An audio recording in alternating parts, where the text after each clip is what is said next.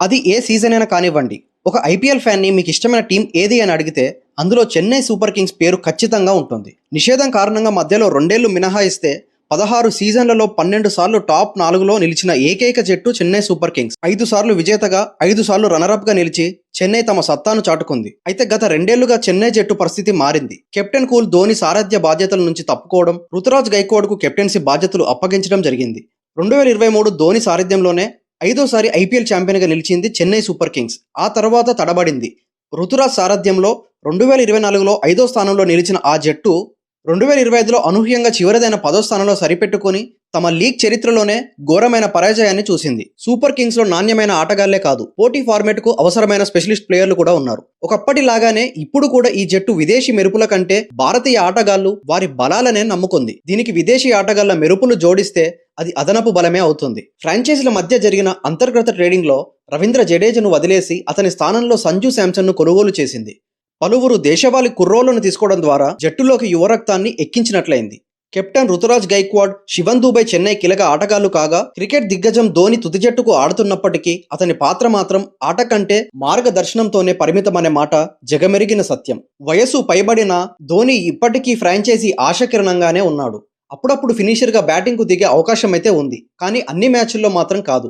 మరోవైపు ధోనికి ఇది farewell IPL కాబోతుందని cricket వీక్షకులంతా భావిస్తున్నారు. దీంతో చెన్నై సహచరులంతా తమ అభిమాన భారత దిగ్గజానికి ఘనంగా వీడ్కోలు పలికేందుకు టైటిల్ లక్ష్యంగా బరిలోకి దిగుతున్నారు. చెన్నైకి భారత ఆటగాళ్లే కొండంత బలమైనప్పటికీ విదేశీ ఆటగాళ్లలో బ్రేవిస్, నూర్ అహ్మద్, హెన్రీలను కూడా నమ్ముకుంది. బ్రేవిస్, నూర్ అహ్మద్ రాణిస్తే చెన్నై మెరుగైన ఫలితాలు సాధిస్తుంది. అలాగే పవర్ ప్లేలో ప్రత్యర్థి బ్యాటింగ్ వెన్నువిరిచే సత్తా ఉన్న మ్యాట్ హెన్రీ కూడా చెలరేగితే చెన్నై జోరుకు ఎదురుండదు. వేలంలో ఎవరి ఊహకు అందని విధంగా భారీ మొత్తం వేచించి మరి కార్తిక్ శర్మను, ప్రశాంత్ వీర్లను చెన్నై తీసుకుంది. ఈ ఇద్దరు అన్క్యాప్డ్ ప్లేయర్లపై ఎవరికి ఎలాంటి అంచనాలున్నా లేకున్నా ఫ్రాంచైజీ యజమాన్యం మాత్రం పెద్ద నమ్మకాన్నే పెట్టుకుంది. లేకుంటే కేవలం ఇద్దరిపైనే 28 కోట్లు అయితే ఖర్చు చేయదు కదా. సర్ఫరాజ్ ఖాన్ కూడా సూపర్ కింగ్స్ జట్టు ద్వారా అందరికంట పడాలని తెగ ఆరాటపడుతున్నాడు. అంది వచ్చే అవకాశాలని సద్వినియోగం చేసుకోవాలనే లక్ష్యంతో ఉన్నాడు. సంజు శాంసన్ అంటే ఒకప్పుడు ఐపీఎల్లో రాజస్థాన్ రాయల్స్ జట్టే గుర్తొస్తుంది. ఇప్పుడు అలా కాదు. 2026 టీ20 ప్రపంచ కప్ కూడా గుర్తుంటుంది. నిజానికి ఈ మెగా ఈవెంట్ మొత్తం మ్యాచ్లు కూడా ఆడని ప్లేయర్ మొత్తం ప్రపంచ కప్ కథనే మార్చిన ఆటగాడయ్యాడు. వెస్టిండీస్తో క్వార్టర్ ఫైనల్ను తలపించిన సూపర్ 8 చివరి మ్యాచ్లో శాంసన్ 97 పరుగులు చేసి కీలక ఇన్నింగ్స్ ఆడాడు. తర్వాత సెమీఫైనల్లో 89, ఫైనల్లో 89 స్కోర్ చేసి భారత్ను ప్రపంచ కప్ను నిలబెట్టుకునేలా చేశాయి. అలా ఇప్పుడు ఐపీఎల్ ప్లేయర్ కాస్త టీమిండియా స్టార్ అయ్యాడు. గెలిచిన కప్, ఆడబోయే లీగ్ 2 టీ20 ఫార్మెటే కావడంతో ఈ ఫార్మెట్లో సూపర్ ఫామ్లో ఉన్న శాంసన్ ఇప్పుడు ధోని జట్టుకు బంగారు కొండలా కనిపిస్తున్నాడు.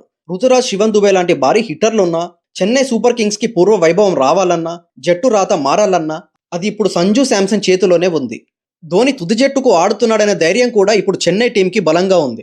ఈ నేపథ్యంలో అన్ని అనుకున్నట్లు జరిగితే చెన్నై ఖాతాలో 6వ టైటిల్ చేరడం సాధ్యమే. ఇది జరిగితే ఫ్యాన్స్ మాత్రం విజిల్ పోటుతో సందడి చేసుకుంటారు.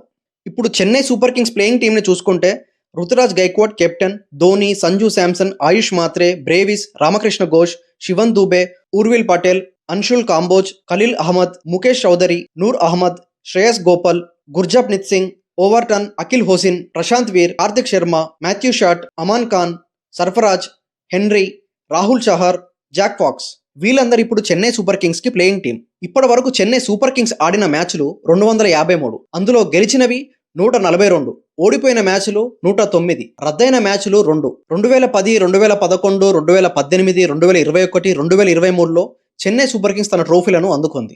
మొత్తం చెన్నై సూపర్ కింగ్స్ 5 సార్లు తన ట్రోఫీలను గెలుచుకుంది. ఇప్పుడు చెన్నై సూపర్ కింగ్స్ 6వ ట్రోఫీ కోసం బరిలోకి దిగుతుంది. మీరేమనుకుంటున్నారు? చెన్నై సూపర్ కింగ్స్ ఈసారి తన 6th ట్రోఫీని గెలుచుకుంటుందా? ధోని తన 6వ ట్రోఫీని తీసుకుంటాడా? మీ అభిప్రాయం ఏంటో కామెంట్లో తెలియజేయండి. మరిన్ని ఇలాంటి ఇంట్రెస్ట్ అప్డేట్స్ గురించి మన ఛానల్ని సబ్స్క్రైబ్ చేసుకోవడం అయితే మర్చిపోవద్దు.